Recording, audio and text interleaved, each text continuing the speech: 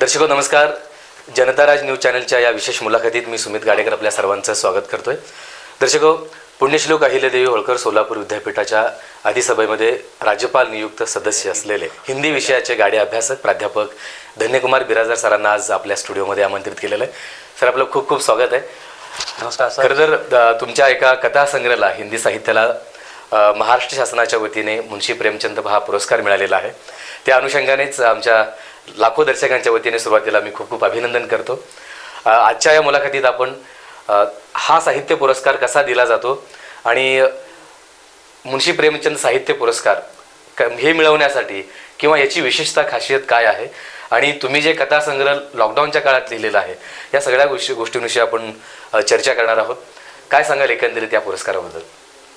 सर्वप्रथम जनता राज्य या चॅनलच्या सर्व श्रोत्यांना मी अभिवादन करतो आणि जनता राज्य चॅनल जनतेतल्या मनातल्या इच्छा व्यक्त करण्यासाठी आणि जनतेला चालना देण्यासाठी काम करणारी ही वृत्तवाहिनी, मी आपल्याला मनपूर्वक धन्यवाद देतो की महाराष्ट्र राज्य हिंदी साहित्य अकादमीच्या वतीने हा पुरस्कार मिळाल्यानंतर सर्वप्रथम आपण मला इथे आमंत्रित केलात. मी आपल्याला साधुवाद व्यक्त करतो. आणि आपला प्रश्न होता की हा जो पुरस्कार कसा मिळाला, कशा पद्धतीने मिळाला. महाराष्ट्र राज्याच्या सांस्कृतिक विभागामध्ये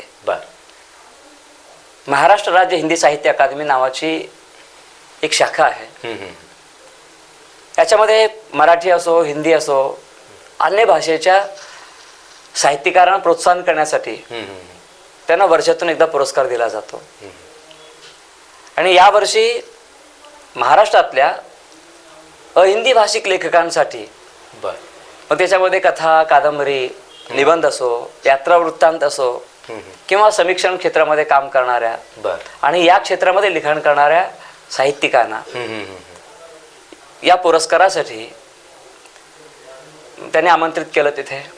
आणि त्याच्यामध्ये मला भारतीय ज्ञानपीठ नावाची जी सगळ्यात मोठी संस्था दिल्लीमध्ये आहे, या संस्थेच्या वतीने 2020 मध्ये लॉकडाऊन नावाच्या माझ्या कथासंग्रहाला मान्यता मिळाली आणि तिथून ते पुस्तक प्रकाशित करण्यात आले.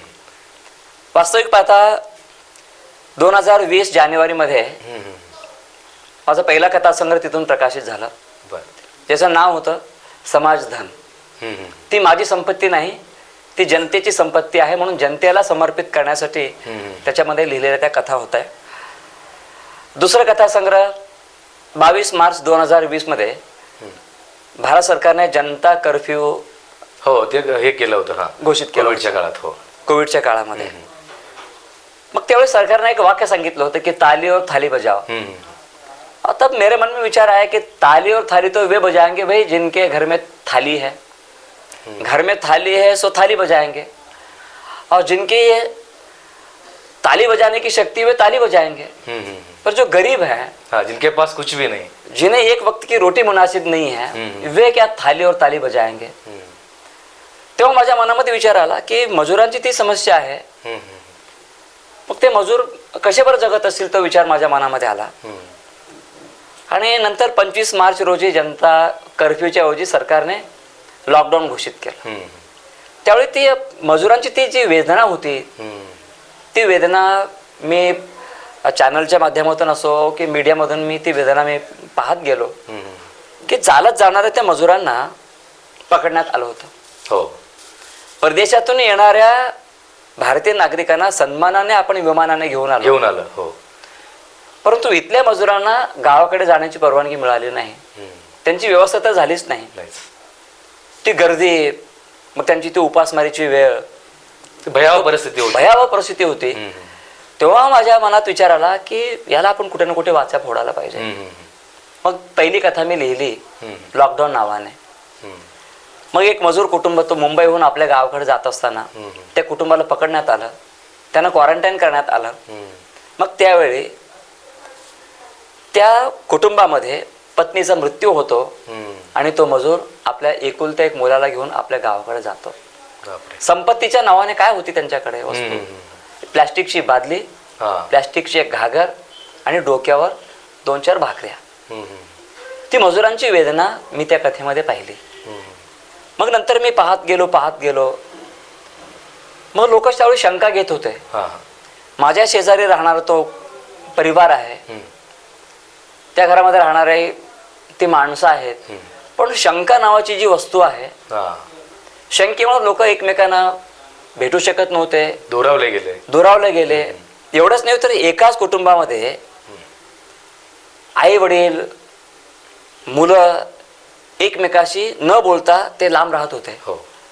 मग ते वेदना मी पाहिल्या, हम्म, हम्म. वृद्धांच्या त्या समस्या पाहिल्या. एकमेकांना काय वाटत असेल त्या काय वाटत असेल, म्हणजे मुलगा आहे पण आपल्या वडिलांना सुद्धा तो पाहत नाही, हा. आपल्या वडिलांकडे तो दुर्लक्ष करतो. कारण वडिलांना सर्दी आहे, खोकल्याचा त्रास आहे. हा. मग तो कोरोना मला आला तर भीती. ती भीती त्याच्या मनामध्ये होती आणि तीच भीती मी माझ्या लेखणीच्या माध्यमातून व्यक्त केली. हम्म, हम्म. आणि एक कथा जन्म घेतली, हा, हा. वसियतनामा नामाची. बर. गोष्ट अशी होती, वल्लभदास नावाचे एक वयस्कर व्यक्ती, हम्म, हम्म. अफाट श्रीमंत, हा. परंतु मुलं त्या वयोवृद्ध व्यक्तीकडे पाहत नाहीत. हम्म, आणि शेवटी कोरोनामुळे ते व्यथित होतात. हा. मुलगा दवाखान्याला घेऊन जात नाही, दाखवत नाही. हम्म, पण रस्त्यासमोरून जाणारा एक डॉक्टर त्या वयोवृद्ध व्यक्तीला दवाखान्यात दाखवतो, हम्म, हम्म. त्याची व्यवस्था केली जाते. त्यावेळी त्या डॉक्टरांच्या कृपेमुळे ते वल्लभदास वाचतात हा, हा. आणि शेवटच्या क्षणी ते एक मृत्यूपत्र लिहून ठेवतात की माझी संपत्ती जी आहे, माझ्या संपत्तीमध्ये एक हिस्सा या डॉक्टरांना सुद्धा मिळावा. काय बात. तो वसियतनामा नावाचा विचार, ती कथा जन्म. त्याचा अर्थ काय होतो वशियत? वसियतनामा म्हणजे मृत्यूपत्र. हा. त्याने असं लिहून ठेवलं होतं की माझी जी संपत्ती आहे, माझ्या दोन्ही मुलांना मिळणारच आहे, हा.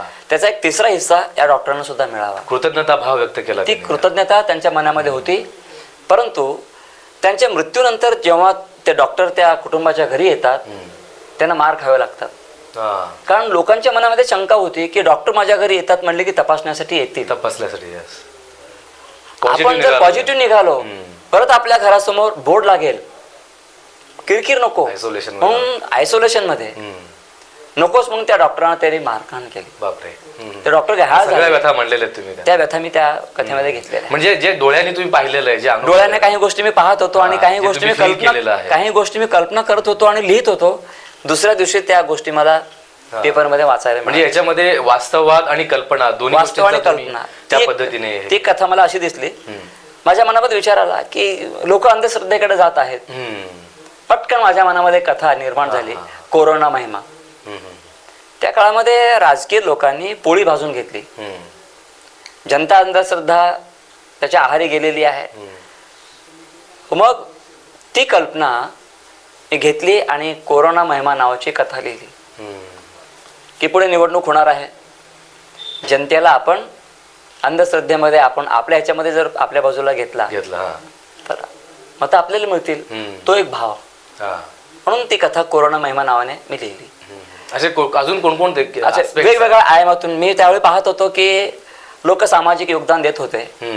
असे सामाजिक संस्था देखील होत्या. सामाजिक संस्था सुद्धा त्यावेळी मदत करीत होत्या. मदत करत होते, सहकार्य. त्यावेळी माझ्या मनामध्ये असा विचार आला की मुंबईमध्ये राहणाऱ्या ज्या वेश्या आहेत, ते स्वतः उपाशी आहेत. बापरे.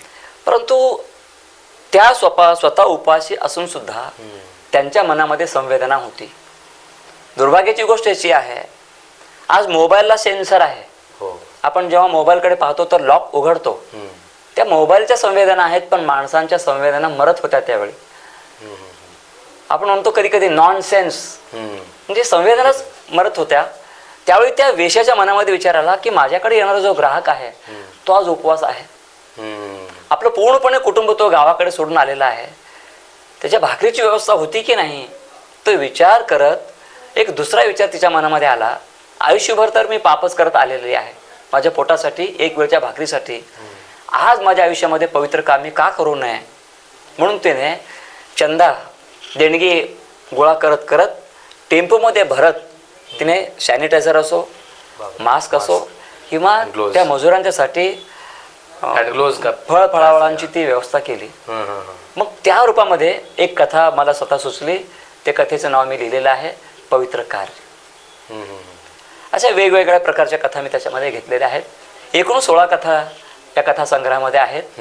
आणि हे कथासंग्रह भारतीय ज्ञानपीठ म्हणून जे हिंदीमध्ये सर्वोत्तम प्रकाशन संस्था दिल्लीमध्ये आहे, त्या संस्थेच्या वतीने या कथासंग्रहाचं प्रकाशन झालेलं आहे. आणि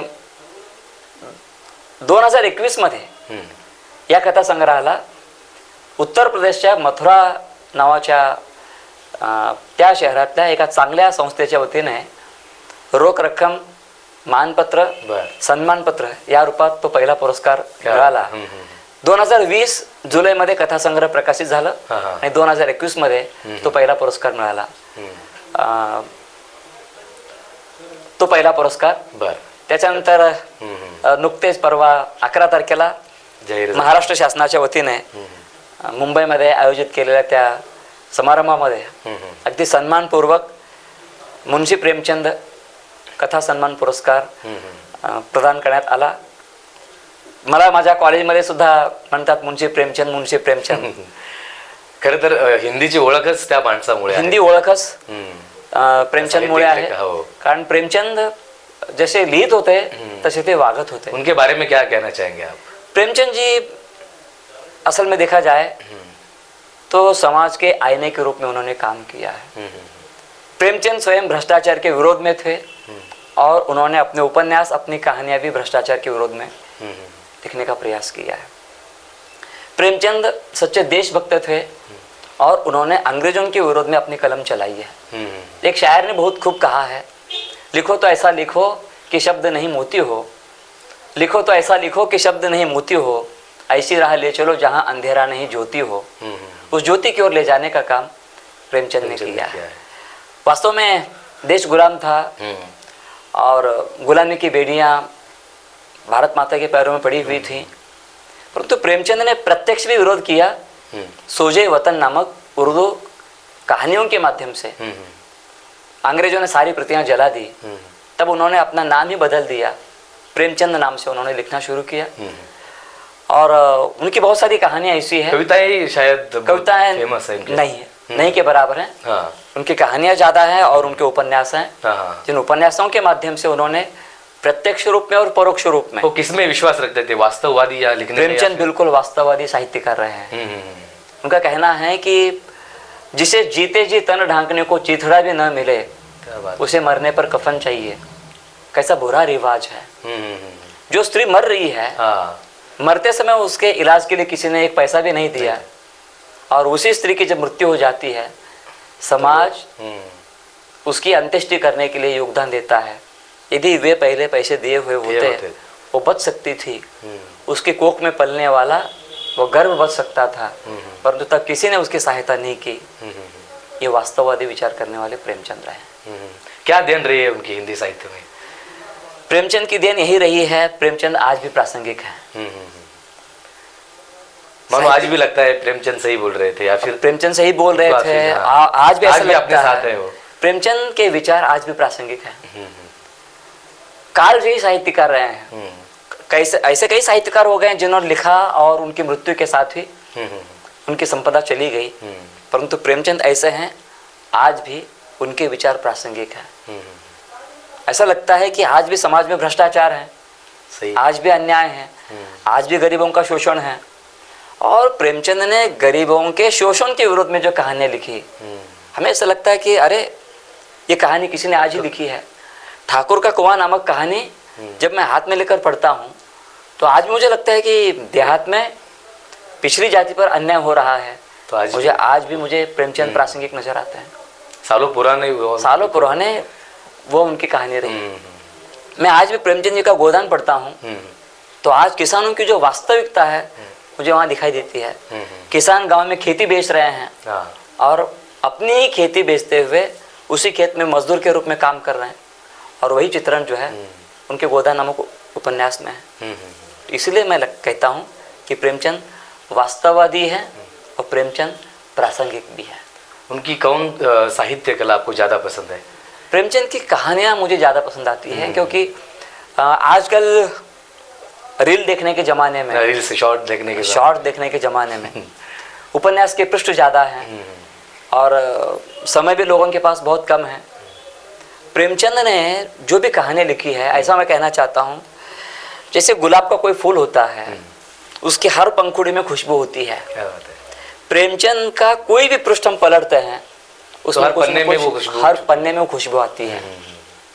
क्या बात है। भले ही 4-5 पन्नों में वो कहानी है, परंतु खुशबू है। लेकिन वैसा पढ़ने वाला मन भी होना चाहिए। नहीं, प्रेमचंद की बात ही वह रही। ऐसी है, हम एक बार उनकी खुद ब खुद दीवाना हो जाता है शायद। हाँ, 2 वाक्य पढ़ लिए, अपने आप को खुद, कहानी जब तक पूरी नहीं होती है वो उठता नहीं है। एक जिज्ञासा और भी निर्माण हो जाती है कि और कौन सी कहानी है। क्यूरियोसिटी उतना है उसमें, बस वो जिज्ञासा अपने आप जागृत होती है और पूरा प्रेमचंद वो अपने जहन में उतार लेता है।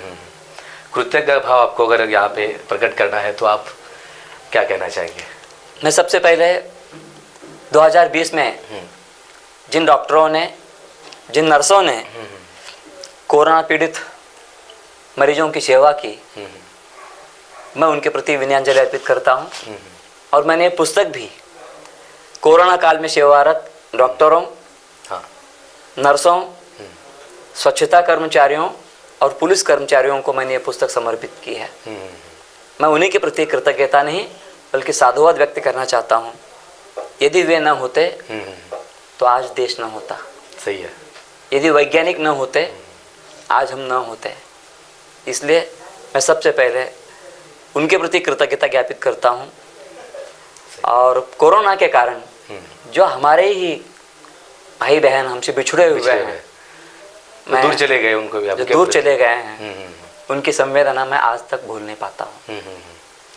कोविड से आपको क्या सीख मिली है एक साहित्यिक इस नाते से? कोविड से मुझे सीख ये मिली, प्रत्येक व्यक्ति कहते थे कि समाज बिछुड़ रहा है, कोई किसी से रिश्ता नहीं रखता है, और ऐसी अवस्था में हम घर में रहते हुए हम समाज को देखा करते थे।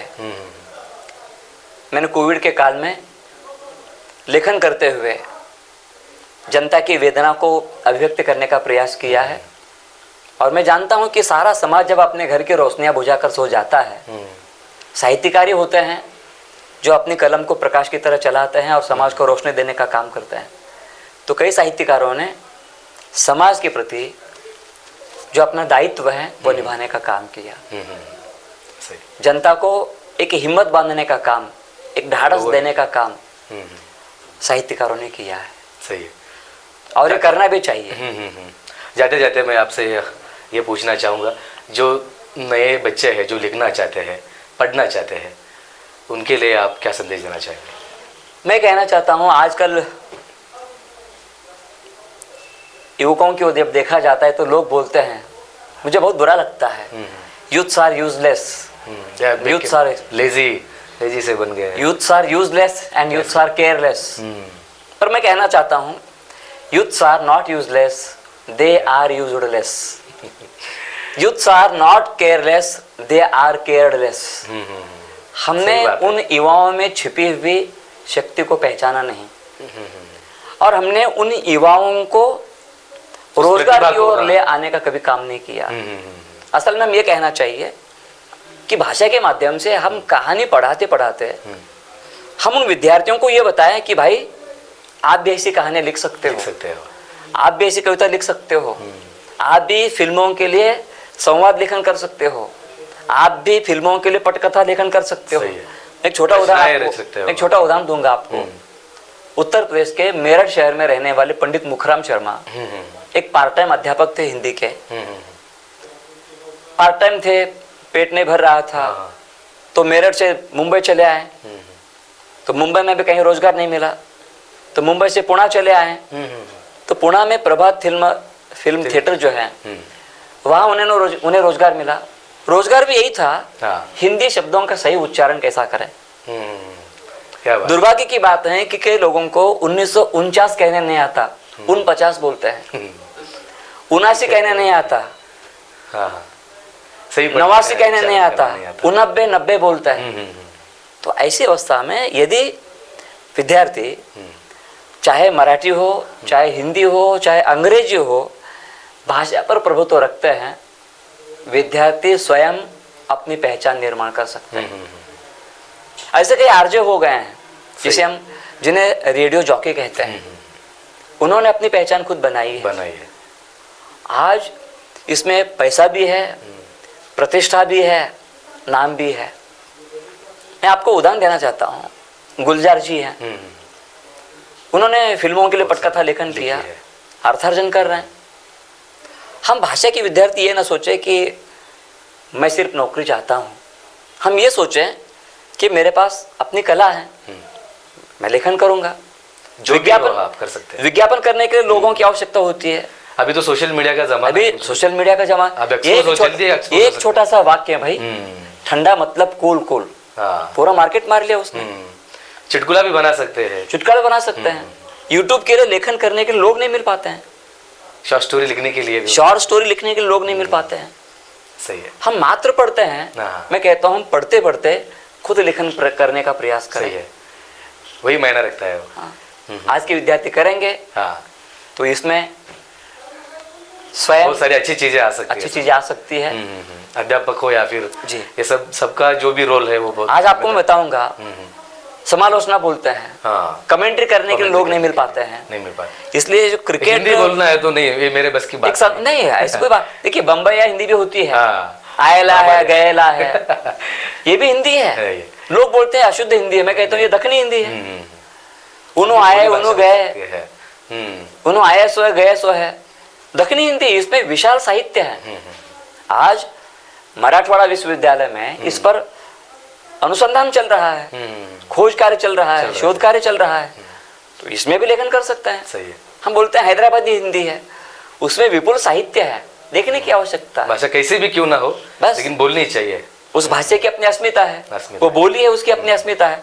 अब मराठी में हम देखते हैं कोंकणी भाषा अलग है, मराठी तो वैसे बहुत सारे ऐसे विदर्भ की ओर आते हैं, विदर्भ की भाषा अलग है, तो भाषा है। ठीक, बहुत अच्छा लगा आपसे बातचीत करके। और फिर एक बार हमारे लाखों दर्शकों की ओर से मैं आपको बधाई देता हूँ। आपण पुन्हा या स्टुडिओमध्ये आलात आणि आपल्याला हा सत्कार मिळाला। खरं तर सोलापुरातल्या सर्व साहित्यिकांचा हा सत्कार मी समजतो, त्यांना मिळालेला हा मान आहे।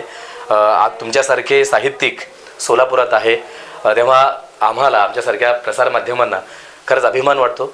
मी पुन्हा एकदा आमच्या जनता राज न्यूज चॅनलच्या लाखो दर्शकांच्या वतीने तुमचं खूप खूप अभिनंदन करतो आणि आपण वेळात वेळ काढून स्टुडिओमध्ये आलात त्याबद्दल खूप खूप धन्यवाद। मी सुद्धा मनपूर्वक आपल्या या जनता राज्य वृत्तवाहिनीला मनपूर्वक धन्यवाद देतो की अभिव्यक्ती करण्याची ही संधी आपण मला उपलब्ध करून दिलात। आपल्याला मनपूर्वक धन्यवाद आणि सर्व श्रोत्यांना मनपूर्वक धन्यवाद, साधुवाद, नमस्कार।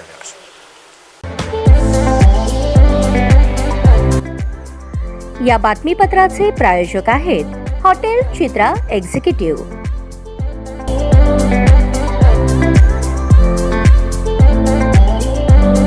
अशाच नवनवीन अपडेटसाठी जनता राज्य न्यूज चॅनलला सबस्क्राईब करा, लाईक करा आणि शेअर करायला विसरू नका।